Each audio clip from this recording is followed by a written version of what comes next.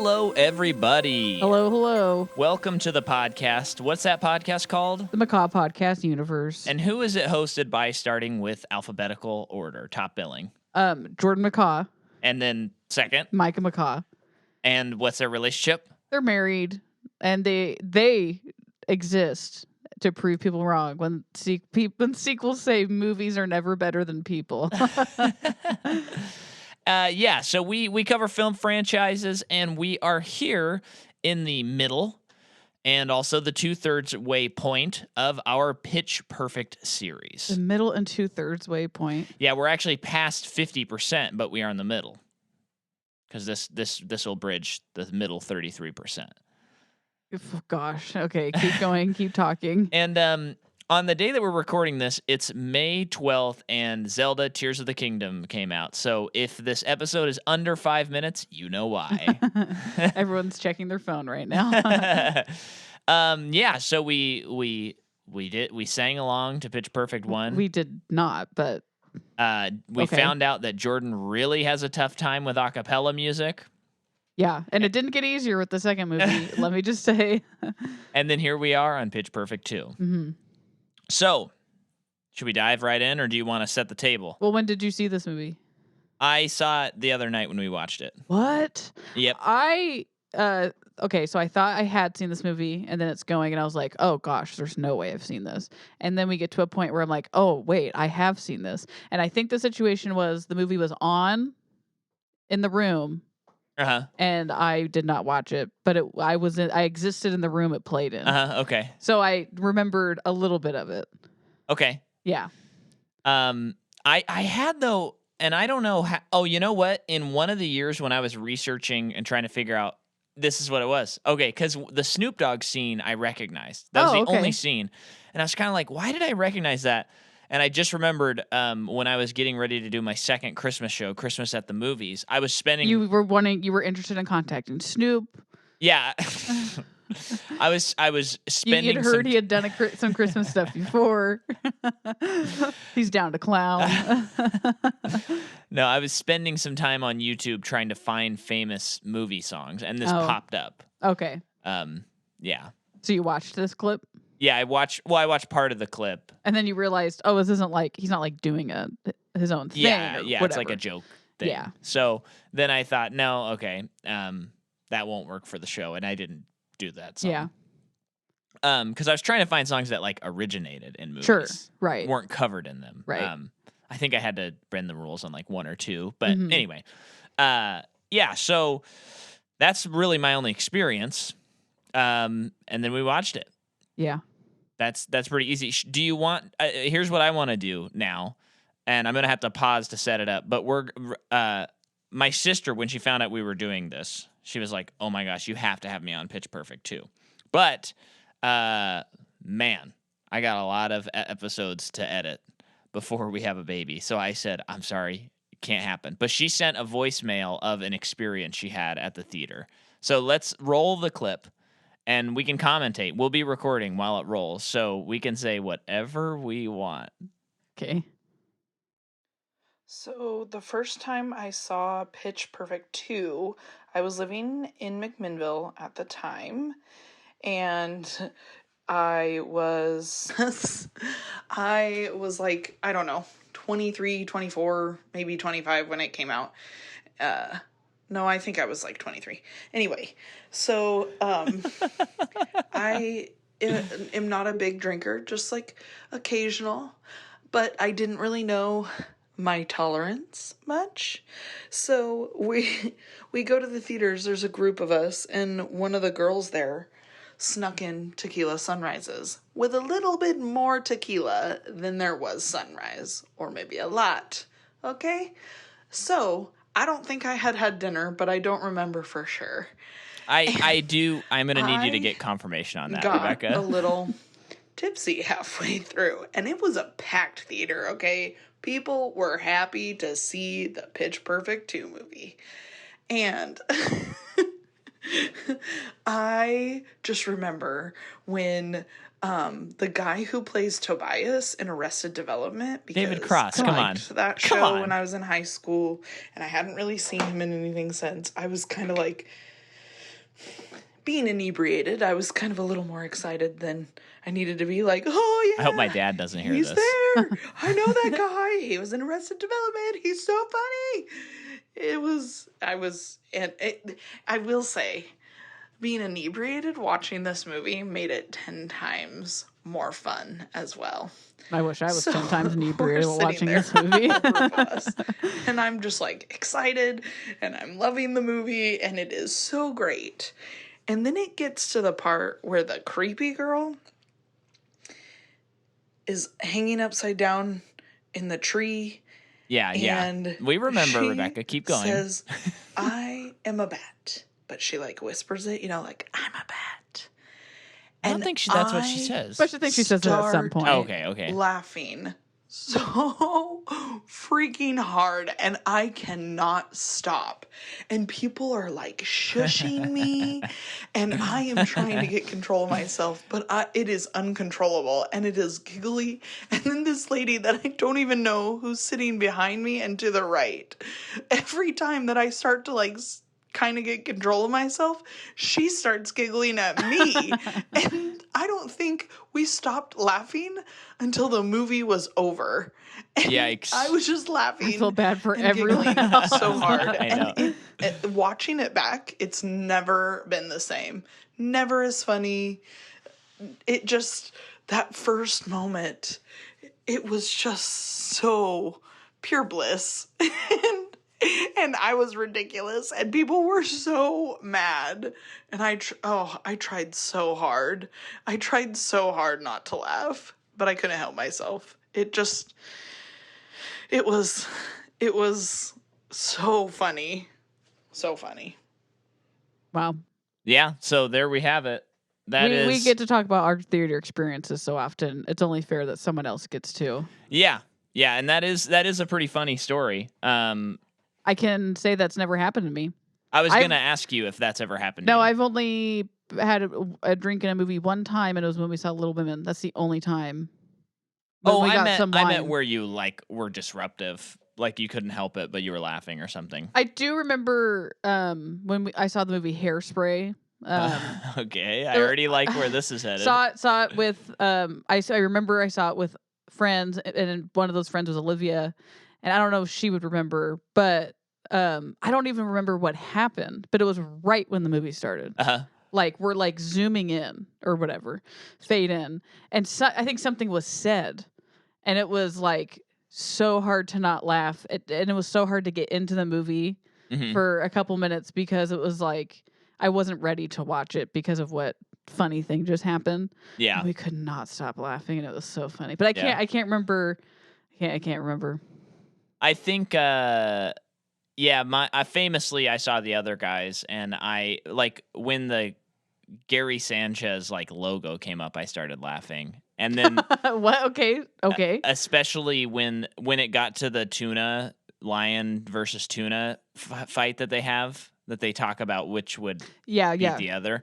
I was like, I laughed so hard that my belly ached.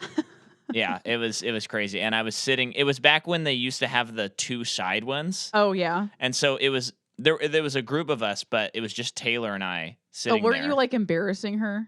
And she was like looking around like, oh my gosh, like you have to stop. But it was truly beyond, I could not help it. I truly could not help it. Yeah. We got in a pretty, I mean, not disruptive, but we got in a healthy giggle fit over to the Dungeons and Dragons movie. With we got some good ones with Bradley Cooper. Yeah. Oh my gosh, yeah, that was funny. We giggled for a while.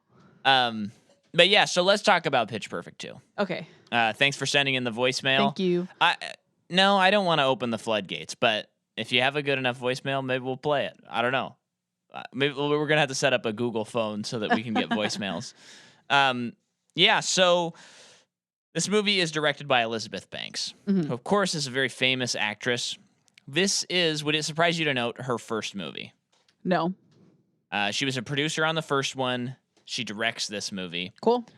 And then I want to say 2019, she's going to come out with Charlie's Angels, her second movie. Yeah. Which was a huge bomb. Yeah.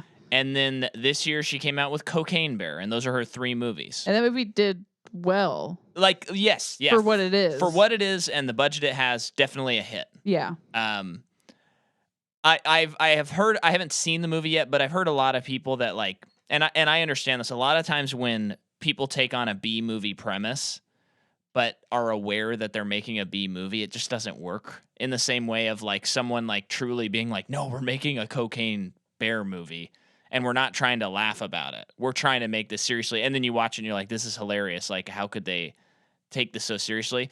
So I've heard a lot of people who are like, the movie's definitely too winky and like too much like, how crazy is this? Oh, okay. But I haven't seen it, and I've also heard other people who are like, what a fun ride. So Yeah. I don't know.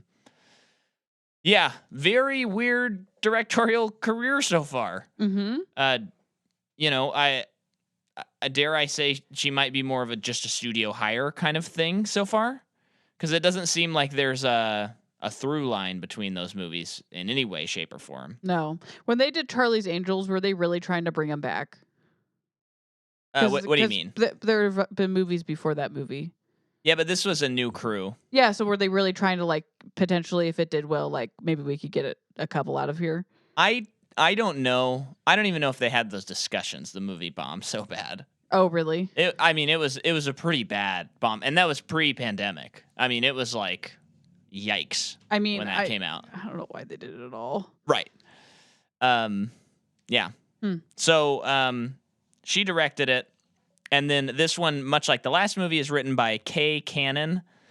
The cinematography is by Jim Denault, who did the cinematography for the show The Affair and My Big Fat Wedding 2. There's a third one coming out. Is there really? And I don't know if I knew that there was a second one. Oh, Did I know that? Jordan, come on. I don't think I've seen it. No, but we'll cover it on the podcast. I would watch it. Yeah. I'd watch both. I got a funny story about the first movie but we'll save it for when we cover it. Love the I've first told movie. you, but Yeah. there's that, what is the line where she says The neck and the head and the yeah. turning thing, yeah. Yeah. Then the music is by Mark Mothersbaugh, who is in Devo, and he did the music for 21 Jump Street. Mhm. Wink, wink. Why? Oh, yes. Spreading breadcrumbs. We're what is that called? Foreshadowing. This movie comes out May 15th, 2015 on a $29 million budget. It makes 184 domestic, and it makes 287 worldwide. That's big. And then the only really notable thing I saw about the production is that they did do a cappella boot camp, which seems like Jordan's hell on earth, where they would do dance and singing like for a certain number of hours a day so that they wouldn't get like worn out while making the movie. I mean, that sounds smart. Yeah, it sounds smart. But a nightmare. And then finally, before we start with the movie, last episode we talked about a pit bull that walked up to the window and saw Gilmore and stared at him, and it caused me to swear and be very scared and all of that. Guess what, guys? Before we're sitting down to watch this movie, I take Gilmore on a walk. I come around a corner. I see a pit bull in a lawn of someone's house. It looks at us. It's the same pit bull. It's not in its fence or anything. It looks at us, and then it just takes off running. So there might be some sort of pitch perfect, like, connection with this pit bull. Yeah, like I'm curious if in Pitch Perfect 3 I'm gonna be like, guess what, guys? The pit bull came back or something like that. It was in our backyard this time or something. Oh, I hope not. That would be freaky. Yeah. Well, it might. I'm positing that there might be some magic at play. I'm kind of thinking this dog's a ghost. Oh, he could be. That's what I'm thinking. Do you think? So, I mean, where do you stand on ghosts again? Be honest. I believe in them, but not straight up. Like, I think when you die, you go somewhere. Yeah. And I don't necessarily believe in unfinished business that would hold someone here. I think it's more of energy that's left behind. Yeah. Not so much like a sentient thing. And if it is sentient, I think it's no good, very bad. Yeah. Yeah. That's a cheat overview. So, as far as animals, do you think animals can be ghosts? Sure. In the same way that you're describing energy-wise? Yeah. Okay. Yeah. I think I'm with you. Maybe this dog died, like it got out, ran away, died, Mm. and it's the ghost of this dog that's just always going to be lost. Could be. It's weird though because I did see it in daylight the second time. But it's just because of its color, it just looks haunting to me. Yeah. It's just very ghost-like. And it does seem like because we were walking toward it and it just took off. It seemed like the other day, if you had gone outside, it would have just bolted, Yeah. and you wouldn't have been able to catch it. Yeah. We'll find out someday, Yeah, but probably not, because that's how ghosts work. that's true. Actors, man, we got a couple of new people on this one. We have Haley Steinfeld, who we have not covered because she's in Hawkeye, but not a Marvel movie. Correct? That's true. Yeah. She is in Hawkeye, the show, True Grit, Edge of 17, Bumblebee. I think, in a way, kind of blowing up in the last few years. Yeah, I did when I was looking up stuff for the movie. True Grit was like a big, Still have not seen that movie. yeah, big hit, and she was like one of the like, holy cow, who's this girl? Yeah. Takeaways from the movie, and then there's a bunch of stuff in between. But this is like her next like big movie. Okay. So this is like the beginning of maybe the Haley Steinfeld that we are Feld that we're more familiar with is this movie. Yeah. So this will be pretty significant on her tombstone. Oh, okay. Katie Seagal is in this, who you might know just not from seeing her, but by listening, because she plays Leela in Futurama. Oh yeah. She's also in Married with Children, and several other things, of course, but two big things. And then new people to the crew. Chrissy Fit plays Flo.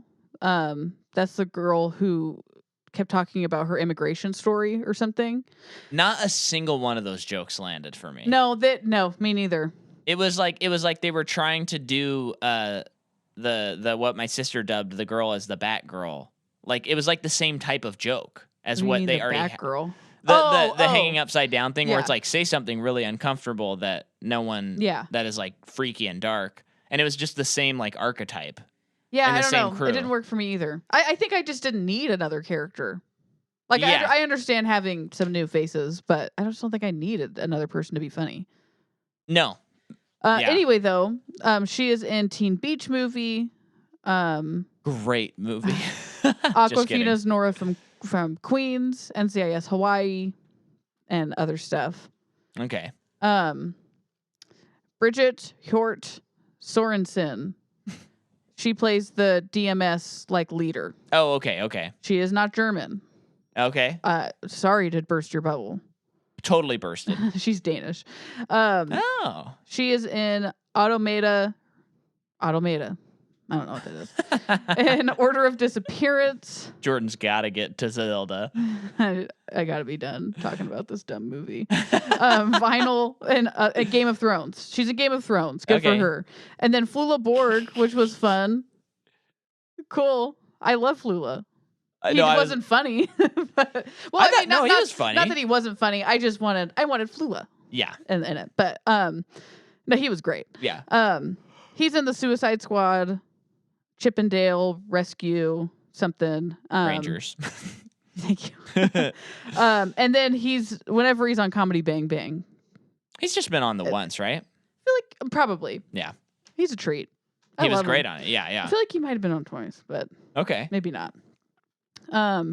And then I'm not going to go over each person, but there's some pretty crazy cameos and the cameos are the best part of this movie. They are. They did really. We've talked about cameos many times in this, and this was a really good use of cameos.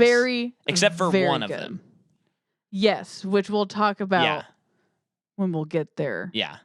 Talking about Robin Roberts. Actually, it kind of works, but we'll talk about it. No, it doesn't. We'll talk it about doesn't. it. We'll get when we get there. We'll get there. But yeah, I'm not going to go through each person right now. No. We'll talk about it when we get there. Yeah. Yeah. So that's about it. That's your crew. Yeah. Okay. So I think we're ready to just dive right in to this movie. Yeah. So once again, we get the Universal logo with acapella Well, wait, intro. what did you think of this movie? I didn't like it. Okay, cool. Me neither. Um, I did laugh a lot. There were a lot of laughs, especially at the beginning, and the cameos were great. But this movie sucks. the last 40 minutes of this movie was pretty tough. Yeah. What I think, so like my headline, you know, Amy Poehler talking about what to put on the newspaper the next day when she's talking. You're talking about Leslie Knope. Leslie Knope. Yeah. Would be like, movie not as winky as first movie, therefore too earnest. The earnesty hurts this movie. The first movie was earnest, but not quite as earnest. No, yeah, I just think, I mean, I love earnesty, but I don't think that's a word. yeah, it is. 100% it's a word. Earnesty? Earnesty, yeah. You look it up. Okay, I'm going to look it up. You have to cover while I do this, though, because I don't want to I agree with you, though. I think this movie, it was just the balance wasn't there. Because it was really silly, like sillier than the first movie. But then they were also trying to do the earnest thing, where it is like, we do want them to win, I guess, at the end of the day, and like everyone to all the characters to have their arc and everything. It's not a word. Thank you. But I it's in earnest and earnestly. Oh, this sucks. Shut it down. But yeah, I agree. I think the earnest parts of the movie were just boring. Yeah, and then also this is such a silly movie. It's freaking acapella. It's dumb. And that's my opinion. But like it's just see first episode. It's inherently silly. Yeah. So don't try to like make everyone's life feel like it's on the edge when all they're like really worried about is like, I can't graduate college because I'm too afraid to start my life. Well, I think like, you know, one thing that I would say as like to juxtapose the two movies. First movie, Brittany Snow. Yeah.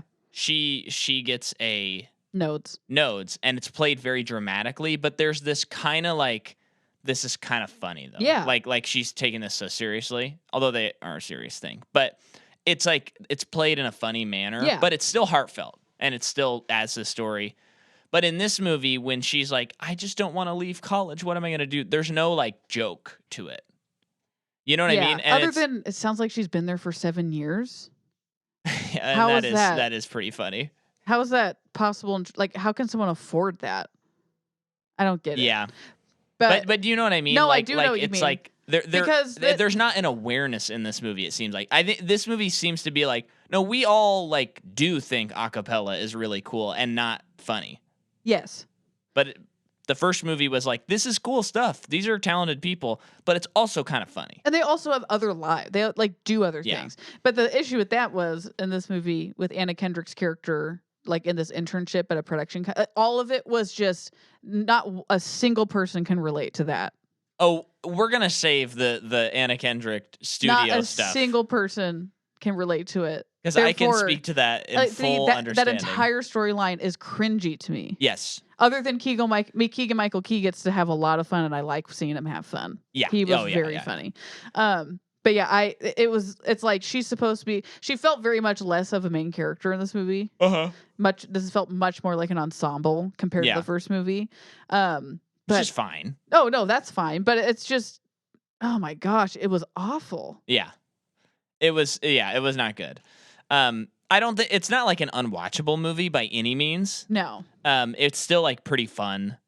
And I mean, well, it's not like long. It's not torturous. Yeah. But yeah, let's dive in though. Okay. So, once again, it starts like exactly the same way. There's a different Universal logo, theme music, but it's still a cappella.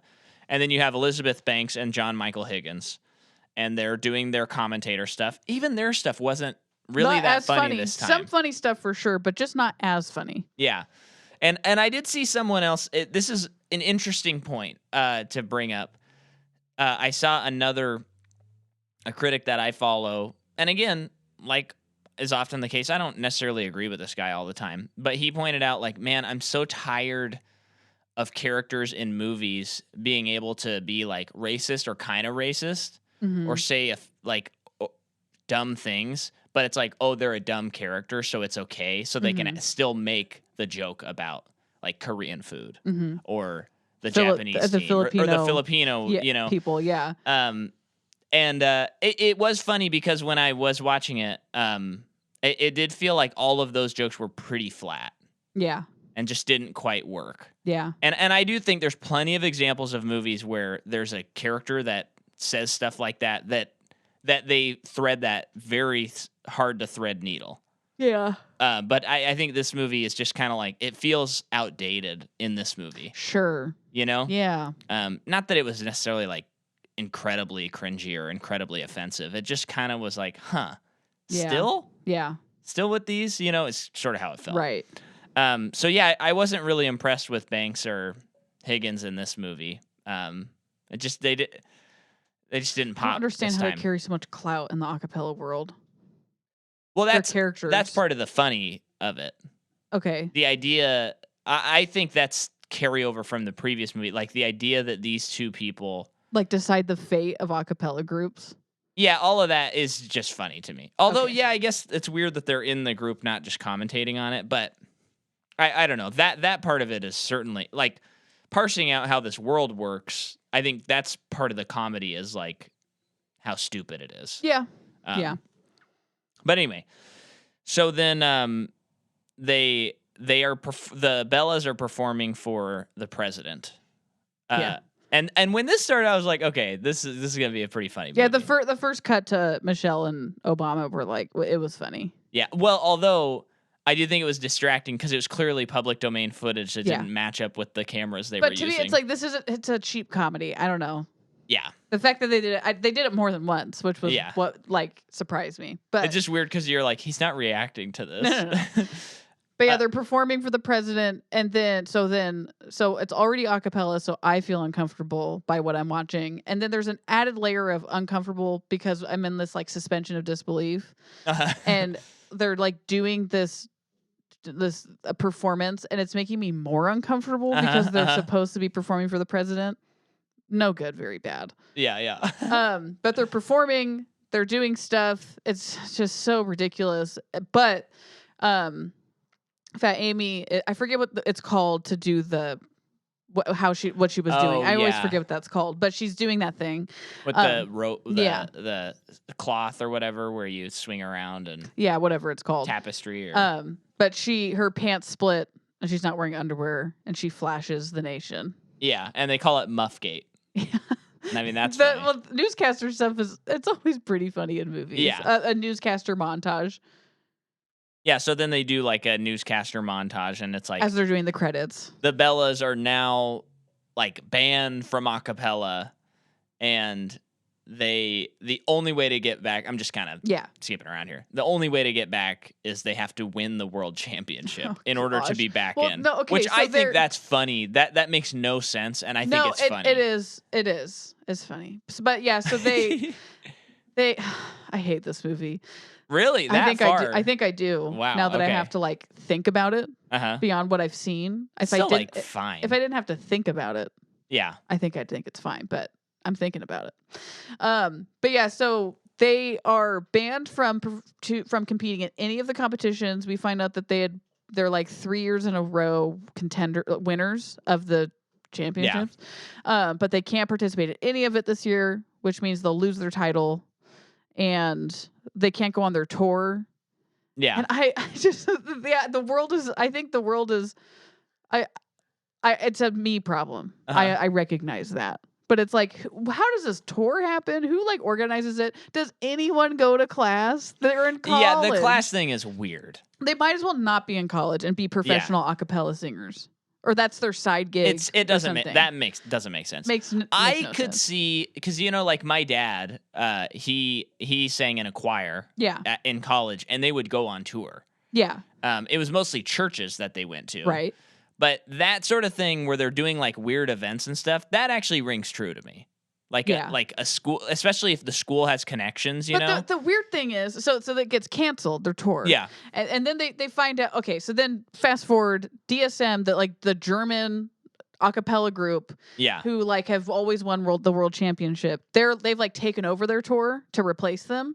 So they go to a BMW dealership Yeah. because they were supposed to perform, to watch DSM perform. Yeah. And I'm just thinking, like, who is paying them? Like, oh, I know BMW would be, but it's just like, how do they get in with this BMW dealership to like do this? And what BMW dealership wants to do this? See, them playing at a car shop, that rang to me as funny. a joke. That was funny to you? Okay. And especially like seeing this group perform, and it's so intense. Like, it kind of reminded me of like the famous Ridley Scott Apple commercial, where it's like, this is like such an intense aesthetic and vibe for a computer.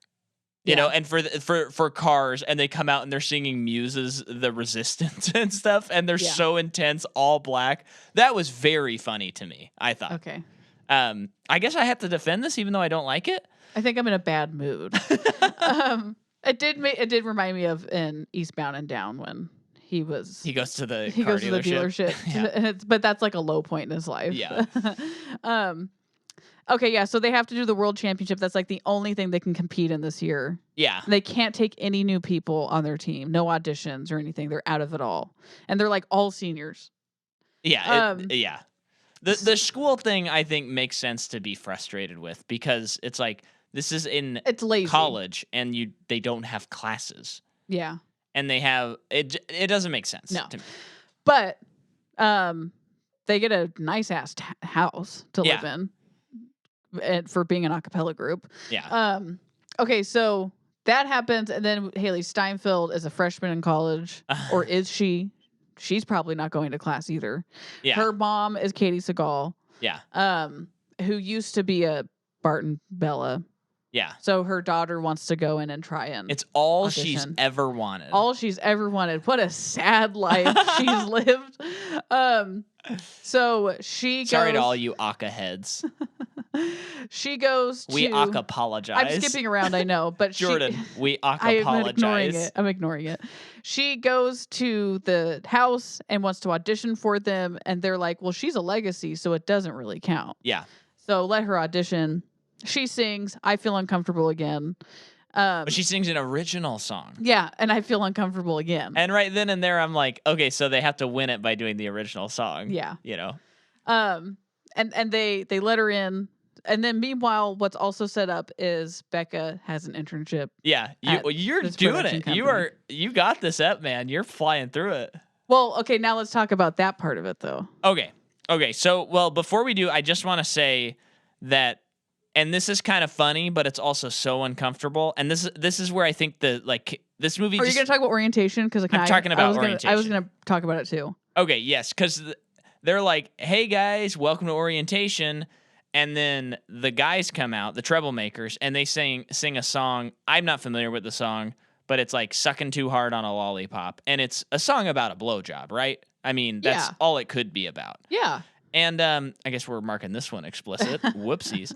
And I'm sitting there watching this, and I'm like, this is like you got about 100 jokes that are popping into people's head, and yet it just cuts to the audience, and people are like, they're into it. Yeah, and genuinely into the artistry. And I think like that's what's weird about this whole movie. There's not. Like in the first movie, you had that moment I think about that was really funny where the troublemakers are singing at like the class fair thing. Yeah. And you see people looking at them like, what are they like doing? They're annoying. Yeah, and so to have orientation, everyone's like, yeah. Like you should at least cut to the presenter or something behind the curtain, like rolling their eyes like, oh my gosh, I had to hear the stupid song again. Uh-huh. But you see, that would have been funnier because later on in the movie, when the Bellas get invited to that weird party, and we find out it's like this rich millionaire David Cross who has like an underground a cappella party, like that. I feel like it would make that part funnier.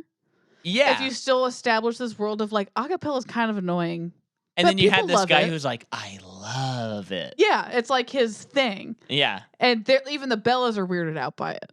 Yeah. That would make that funnier. It would. Than whatever else it was. But yeah, oh my gosh, the orientation made me so uncomfortable again because it did. With the suspension of disbelief, I'm thinking about myself as like I'm there at orientation. Yeah.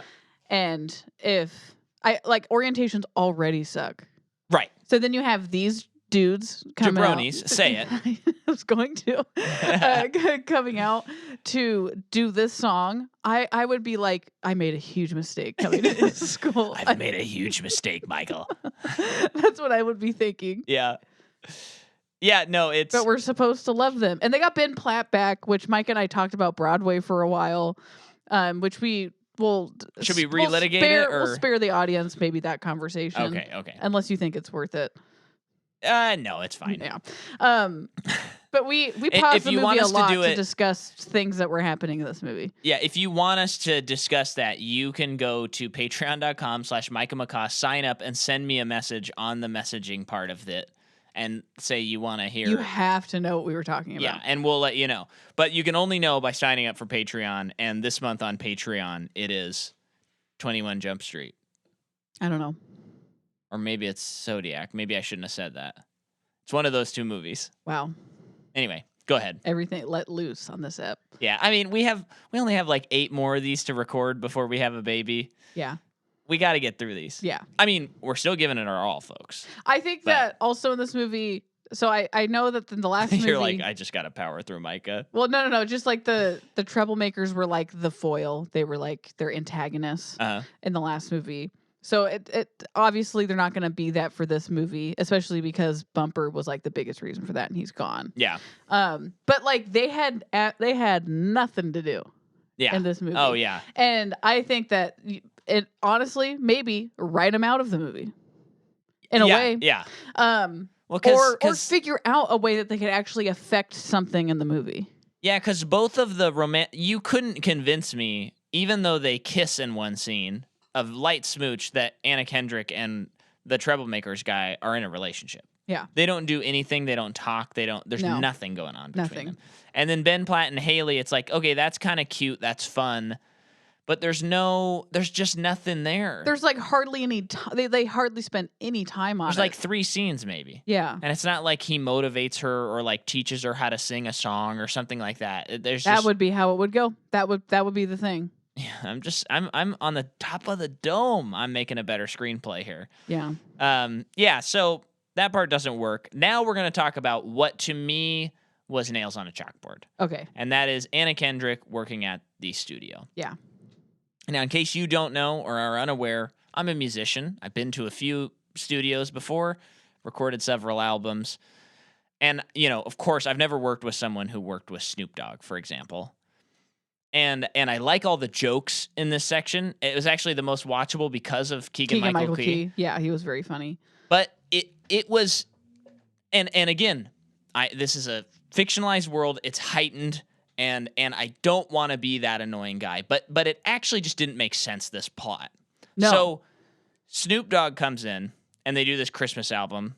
They're working on a Christmas album. Snoop was having fun, and I was having fun with him. Yeah, and I thought the dynamic was something that I thought was so funny. Yeah, was in that scene at some point, Snoop Dogg's like, "Okay, nephew, whatever you want." So it's like, "Oh, okay, Keegan-Michael Key's his nephew." Yeah, and then throughout this plot, Michael Key has been blasting this dude Dax, like so pissed at him for every little thing he does, and then later on we find out that's his nephew. Yeah, that was very funny. Yeah, all of that stuff, great. Yeah, love that stuff. But what hurt was they're playing the song, and then Keegan-Michael Key is very prideful and like, I'm the best producer ever, like, don't come at me, but I want to be collaborative, but he's not taking anyone's suggestions and he gets mad at people. And then she's like, have him do the song exactly the same way, which was funny because he's like, okay, Snoop, do it exactly the same way. Mm-hmm. Fine.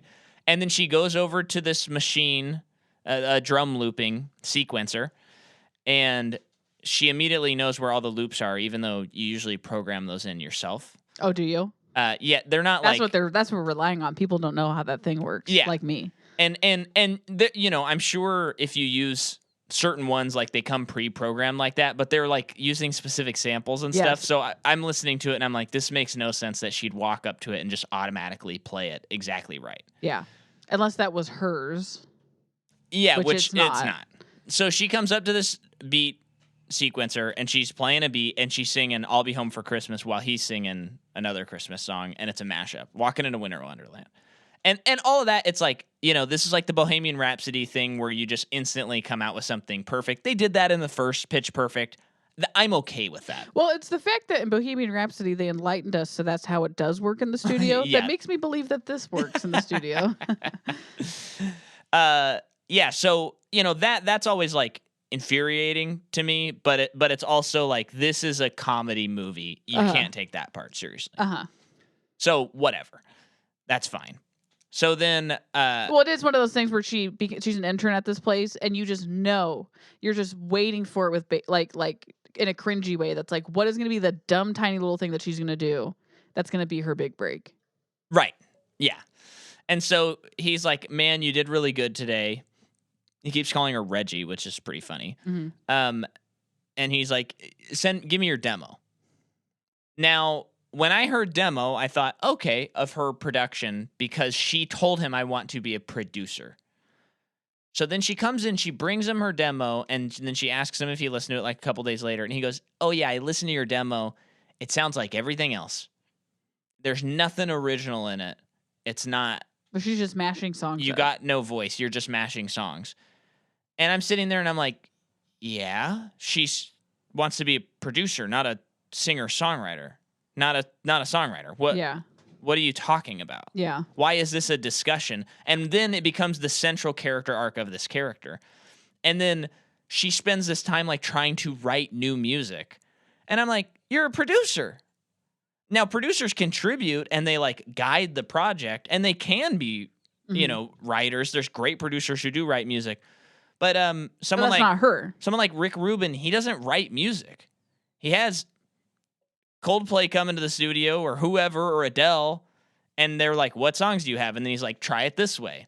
Let's get rid of the guitar." Well, actually, apparently he's not actually at his studios. There's some weird stories about him. But he like never actually shows up. He has like a camera set up at the studio, and he checks in from his house. That guy. Yeah, but he's got some crazy records that I guess give you the clout to be able to do that. I mean, the guy, he does know what he's doing, but I don't know how involved he is if you hired him like today. If you hired him in the 90s or 2000s, like, you're probably going to get Rick Rubin, but I don't know about now. But like someone like Brian Eno or something like that, like, you're going to be working with them and they're going to be shaping the song. So I just don't understand why the whole movie is about her trying to find her original creative voice. Because that's not what a producer does. You do have to have your own voice and your own creativity. But you're helping the artist find their voice. Yeah, which is what she ultimately does. And so that part made sense. But it was weird that he was like, "I want to hear an original thing from you." Oh, okay. Yeah. Do you know what I'm saying? I do know what you're saying. I just thought it was so stupid. Yeah. And it does. She does get to the point where she does it in the way that makes more sense to me, where she shapes someone else's song, and that would be proof of concept on a producer. So, maybe he is sitting there saying, like, you just mash two songs together. That doesn't require mixing and, like, producing. So it doesn't show me you have the skills. Yeah, but for him to be like, you don't have an original voice, I'm like, what are you talking about? Yeah. What is this? Yeah. So that is my huge rant, and it was like nails on a chalkboard in this movie, Yeah. and it drove me nuts. Yeah, I didn't like it either. So, yeah. Do you want to contribute anything to that section, or just got that anything else? Agree, and I know it's also just having too high of expectations for this type of movie. Yeah. But it is I just don't like it when it is like our main character is they believe in something and they want to do this thing. They're trying to break into this world, and they're given this opportunity, and then they do a tiny little thing. They speak up one time. Yeah. And then they're set up for success. Right. And it's just, I don't know. It's such a trope, and it's so lazy anymore. But it wasn't just one time. She had to then write an original song. Yeah, for I don't some know. reason. I don't know. I didn't like it. Yeah, so then they go to an a cappella party. Yeah, they're given this weird invitation with a password. They go to this Yeah. man's house. It's David Cross. He's having fun. Oh, So- there's actually a acapella part. But you know, let's just skip to what's that. the acapella party? It's like they're just at like a. It's Oh, at it's the just at beginning. a party. That's I'm realizing there's not really anything significant in I don't that think anything scene. is. Bumper is in this movie, Adam Devine, and Yeah. he's like the campus security, which I think is a funny detail. Yeah. He Oh, yeah. basically like acapella wise amounted to nothing. Yeah. But- Acapella nothing or aka nothing. yes, thank you. But then they are invited to this exclusive party hosted by David Cross, and This was the best part. this was the best part of the movie. I mean, it seems like they're about to walk into like an Eyes Wide Shut situation or Yeah. something So that like that. was funny. But he takes him like into his basement, which is where the party is. I swear I saw Keanu Reeves for a second, but it was just a man dressed as John Wick, and it really was like, are they going to throw Keanu Reeves into this? That would be bonkers. Yeah. They didn't. But who they did throw into it, so they still have that a cappella group of old guys from the last movie. Yep. With some new members, including Reggie Watts. So that was very fun to see Awesome. him. John and he Hodgman. gets to do his like weird noises and stuff. That he was does. very funny. John Hodgman, also funny guy. And then Bumper is in that a cappella group, which I thought was funny. Yeah. Yeah. The treble makers are there. Bless their hearts. DSM is there. And then they say, and the Green Green Bay Bay Packers. Packers. And it is the Green Bay Packers. And it's not one guy. It's like 5 4, or 6 yeah. guys. Oh my gosh, it was so funny. That got a huge. That was probably the biggest laugh. It was a great joke. Yeah. It was hilarious. So that part, I mean, that was like that was a joke where I was like, this was worth seeing the whole movie. I know. for that I joke. do agree with that. And they did a good job. And so then they do like they did in the first movie where they have to do like a sing off kind of thing. Yeah. Now I didn't realize this. They were competing for a $42,000 Dave and Buster's gift card. See, this is like, why isn't the whole movie like this? Because this is such a funny scene. Yeah. But they have to do, like certain themes, and great bit where they're like, the theme is dating John Mayer. Yeah. And so people are singing these songs like by Taylor Swift. And then I did not realize that the Vanessa Carlton song, Making My Way Downtown. I did not know that either. Yeah, so I'm looking up. But they had a relationship? Let's see. This might come some surprise to you, but Vanessa Carlton may have been crooning songs about John Mayer over the radio all these years, and you didn't even know it. You may have forgotten that America's favorite heartbreak, John Mayer, I'm on the website The Bustle. Oh, good. Once dated the songstress of our adolescence, none other than Vanessa Carlton herself. Mayer and Carlton dated for over a year, and through a careful inspection of her music, I have found many notable occurrences which suggest that Carlton... Let's go through every single one. No, I'm kidding. I can't handle that. Wait, let me just see if there are lists. What was the song again in the movie? Making my way downtown, Yeah. walking fast. Okay, she says, staring blankly ahead, just making a way through the crowd.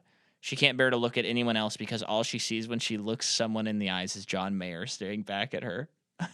Okay, we are going through these. I walk the streets with a song in my head. We ebb and we flow so. Got my toes on my pup at the foot of my bed. My heart always seems to know. From Carlton's lesser-known Nolita fairy tale, these lyrics could be used as proof that she is indeed still pining over John Mayer. Isn't everybody?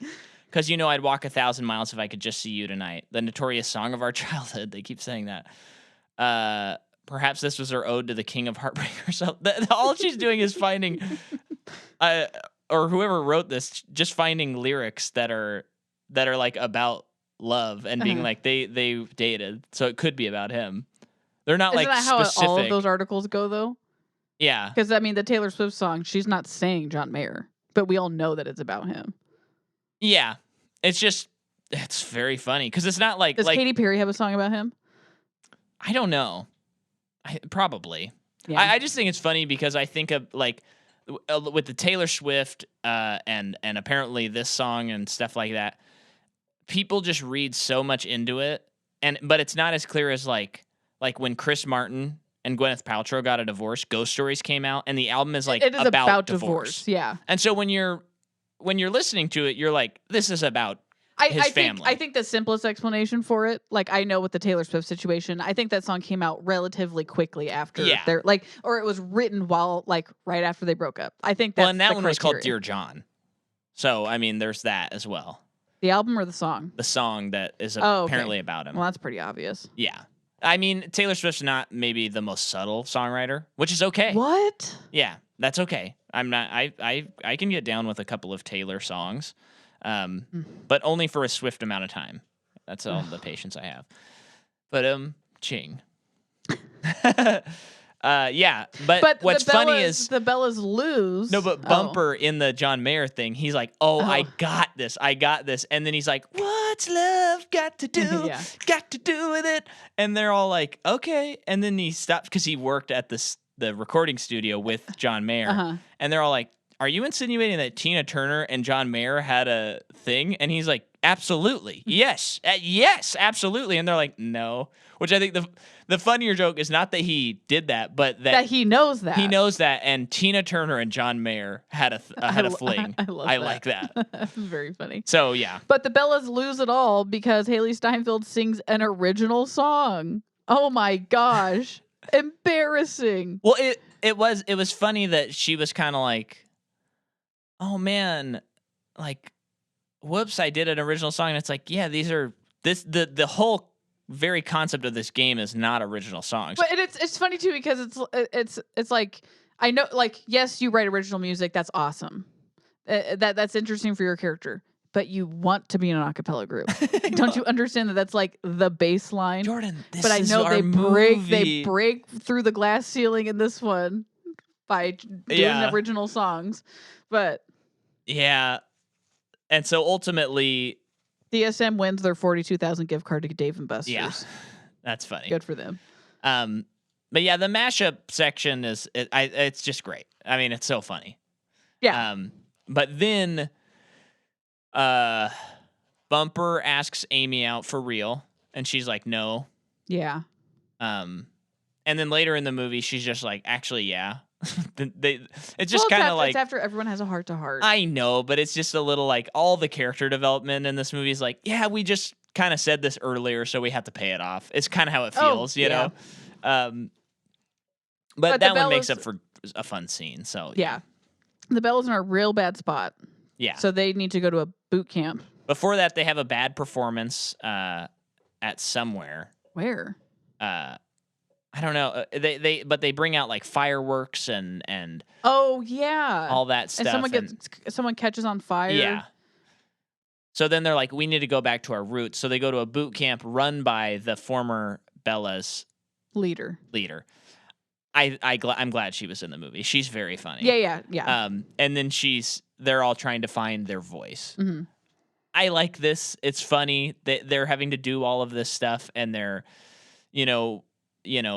doing like team building exercises, all outdoor, like running around, running through the mud and stuff, and then also like at the campfire at night singing a cappella songs. That's funny to me.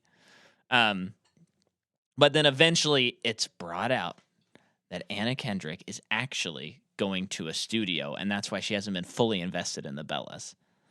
And she's like, "Why do I have to be so invested? You've been like, basically your development has been arrested, and you're just sitting here in the Bellas for 3 years as a senior." So Brittany Snow. Yeah, they all air out their grievances, mm-hmm. Much like the O'Haras did every time a child got out of high school. Mm-hmm. The airing of the grievances. Yes. And then they kind of just immediately resolve it, like the next scene, right? At the campfire. Yeah. Yeah, which is actually kind of nice. Instead of like dragging it out. Yeah. They're just like, you know what? It's fine. And then they sing. They sing the Cup song. What song is it? I don't know. It's the Cup song. Or Since I'm Gone. Or I'll Be Gone. Isn't that the song she sings though? I don't remember it being that song, but maybe it is. It's probably not. You're gonna miss me when I'm gone. No, it's not. Yeah, really dislike that song. Always dislike that. Why? I don't like the melody, and I don't like how it's like, when I'm gone. Well, when was the song written? You're gonna miss me when I'm gone. You're gonna miss me when I'm gone. It's like, stop saying that. But when was the song written? I don't know, like 2012 or something. For real? Yeah, that's like a pop hit. I thought this was an old song. No. Oh, I thought this was like an old Western Oregon Trail. No, song that'd have or been something. funnier. That'd have been funny if they were like home on Like a the home on, range. yeah, like a home on the range kind of song. I don't know why. Let's see if we can do it. Where the deer and the antelope Oh, I can't. play. I actually can't though. That's not how you improv, Jordan. You're No, supposed to I'm yes telling you, and. I don't know the song. So they find their sound, and then it's like the world They championship. go to Copenhagen Yeah. for the World Championship of Acapella, and wow, I'm feeling uncomfortable again because I'm seeing this crowd of people paying money to come see this, and I just don't buy it. I can't. I know I've Yeah. brought up suspension of disbelief, and it's clear that I could never for a second was in it Yeah. personally. Uh, Which I know, again, I'm admitting. I did not realize I that like recognize that it's a this lot of series it's me. would break you, Jordan. It's just. I thought this was going to be it's fun not for you breaking and me. me. I just didn't like it. I really don't like acapella. There's still new things to learn in marriage. Yeah, I guess so. But what happens is they really, it's just funny. There's a good way to do this and a bad way, and I can't define it. But they really wanted us to know and be aware and see that Be aware. Be aware. Yes, thank you. That they actually that they actually did film with that many people at an actual stage. Yes. Or stage. Yeah. And sometimes that really works. See Star is Born. They do that kind of thing in the movie several times, and it is like amazing. Oh, okay. In this movie, there's just something about it where it's like, oh, this just feels like too earnest. Like it doesn't have that edge that the first movie had. You guys really think that people like acapella this much? It's like, And people are like rocking out to I know. acapella. They're singing Journeys Any Way You Want It. And it's this just doesn't. This just seriously does not happen. And I don't think any other part of the world's doing it either. well, they probably do have a world championship. Yeah, but I don't think any other. I don't know. I'm gonna Maybe try there's- to remember to research a little bit. Yeah, I would like to know if you discover like, oh, This is South huge, Korea as actually is just like that, Yeah. or whatever, some other country. But yeah. Prove me wrong, because I do not buy for a second that anyone likes acapella this much. I That think, someone would spend this much money on this production. yeah, I think it's definitely over the top, but I don't think it's as low key as you think. I mean, Well, Glee ran for like 6 or 7 seasons, man. Is Glee acapella though? Yeah. It is. Yeah. Oh, what a nightmare! But I think I just don't buy it in this. I don't know. The world is just there. I don't know. It's how to too say it. earnest. It's too earnest. It's too earnest. Yeah. I mean, it's like if you watched Best in Show Yeah. and there was no joke, you would just be like, people care about dogs this much, like to do this kind of stuff, and we would know that that's true Yeah. because we've seen it. So it is that people are that intense about it, but without the edge of the humor of it all, like making fun of the institution itself. That would not be a funny movie. It would just be a movie that should have been a documentary. Right. And this movie, it's like, I would actually be more interested in watching a documentary about the world a cappella Right. and seeing real people who are like this than like kind of a poor comedy. Right. I do feel like it's like the movie's still fine though. I don't know. I don't think it's bad. I didn't like it, but I don't think it's bad. Yeah. It's like the cameras, you can see the shots. They're well lit.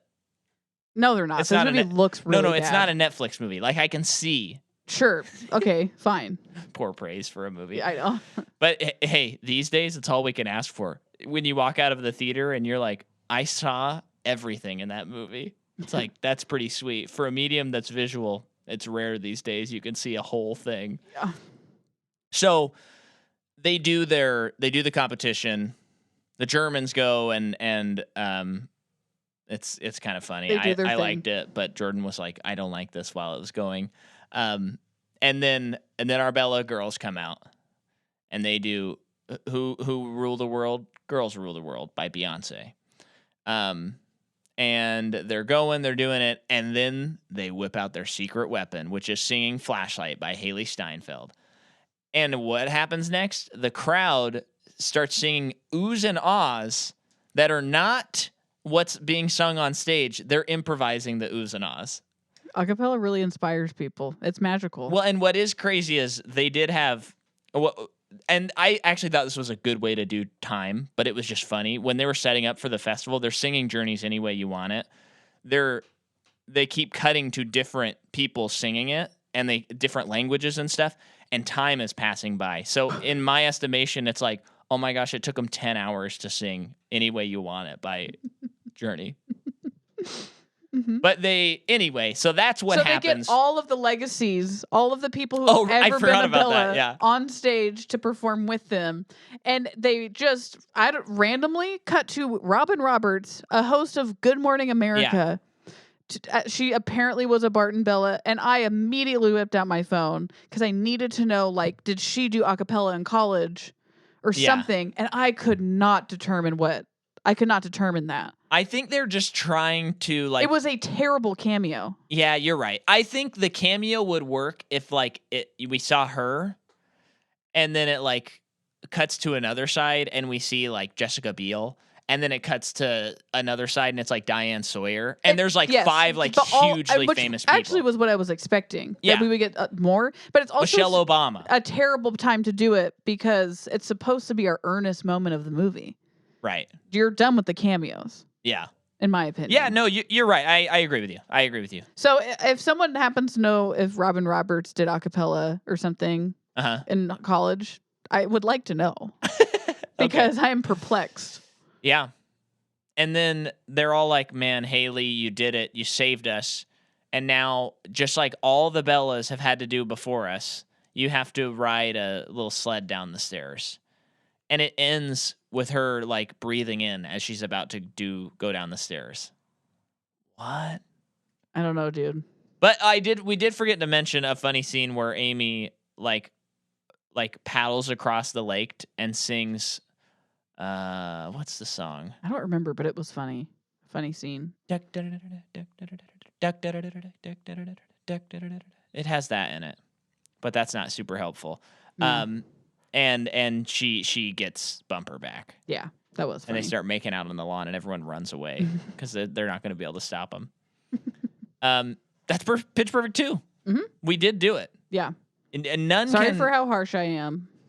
No, I mean, I think it's fine. I don't think anyone's like, oh my gosh, Pitch Perfect 2, like that is on my Mount Rushmore of movies. I think it's fine. That is the sequel that proves that. This is like our highest rated, like lowest rated episode, but our highest download, where everyone's like, finally, the Pitch Perfect 2 episode. It's where they really get to actualize the thesis of their show. And then they listen, they're like, oh, I love acapella. I do like it, though, still, for the record. But it can be ridiculous. So, next week, it's Pitch Perfect 3. Do you want to know what we're covering after that, or do you want to wait till next week to find out? What do you want? What do you want me to say? I want you to choose. Well, usually we say second to last. Yeah. So let's do it. Okay, so as the listeners know, I've figured out the schedule, and I didn't tell her we were doing Pitch Perfect. Didn't tell her about this next series. And I think he was expecting a much different reaction when he announced that we were doing Pitch Perfect. Yeah, I'm confident you're going to like this, though. Okay. So the next series we're going to cover, it's 3 movies. I want to see if you can at least attempt a couple of guesses. Okay, great. Can you try a couple of guesses here? No, can you give me, just guide me a little bit? They start, well, this will make it, I think, harder if I say the guesses, because I think your brain won't be able to think. But they are based on a character. How's that? They're based on a character. They're based on a character. A character from TV? From books? Yeah, books. Books? But maybe get more specific with the books. Children's books? Kind of. Young adult? You're in the right ballpark. Huh? Keep there's guessing. Not a Paddington 3 yet, so. No. It's not Paddington. No, but I mean, your definition of books is maybe you're thinking... comic books. Yes. Oh. Yes. What comic book? Like what company? Well, I'll let you narrow down. Are we doing Spider-Man? No. Oh, okay. Well... We can is 20... it Marvel? Yes. It is? How Yes. old is this? It started in the 90s. It's a trilogy? It Yes. started in the 90s? Yes. I don't remember what year it Have started. I seen them? Not all of them. You have not seen all of them. But I've seen one or two. You've seen one of them, yes. I'm letting Do you I narrow like down. it? You liked the first one. When did I see it? In this house. Oh, okay. So not that long ago. Yeah. I don't know. It was my first viewing as well. Really? Yeah. Why did we watch it? Because we wanted to watch it. Because it looked cool. What? Ghost Rider. And close. There's not 3 of those. Dang though. it. But you're getting there. You're in the right vein of Marvel. Oh, I would love to watch Ghost Rider, which Yeah. we've talked about. Is it Chronicles of Riddick? That's not Marvel. Okay. I'm running out of them. I don't know. Hellboy. Close, but Oh. that's Dark Horse. Oh, that's right. But you're that's right. you're in the right realm. I know. You are so close. Who directed it? I don't know who directed the Oh, first okay. movie. I can't remember. And we his name. liked it? We did, yeah. The very ending was kind of laughy, but like the most of the movie's great. Okay, well, this will be an obvious one, but who plays the character? That'll be too. That'll Come give on, it away though. too We don't much. want to, people are already turning off the podcast. No, they're not. We're going short. We're going short. So you can do this. Well, I give me- believe give that me you can another do this. hint. Um, What are the properties of the superhero? he definitely uses a sword He uses a sword often. Yeah, often? that's one of his main weapons. Yeah, definitely. He uses a sword Could- often. I bet everyone is listening and knows what it is. What kind of sword? I Like I don't know. medievally? I don't know my swords. But like It takes place in like present day. If that's present day. Oh, Blade. Blade. Oh, We're doing Blade. Yes. cool. So Okay. yeah. And on that first episode, Cutter Calloway's returning to talk about Blade. Why did he choose that? He chose Blade. That's cool. He was like, "Ooh, that would be a fun one to talk Just about." not in a why in a bad way. Just like it feels random. Well, and by now I think it's out, but I don't know the details or the name. But I know he's doing at least a mini series, podcast series on like horror movies. Oh, fun. So he was like, "Ooh, this would be perfect because that's like right in Yeah. in that vein." So he's gonna make his big return. cool. Blade rocks. Yeah. So one of the greatest openings to a comic book movie Yes. ever. Yeah. So yeah, Very cool. We're doing Blade, and then there's one more series after that before we come back from maternity leave, and Okay. you will never guess it because I That's- don't that's the- think you yeah. know that it exists. Cool. All right, thanks for listening, everyone. Bye. Akabai. Aka good. Aka good. Bye. Aka bye. Okay.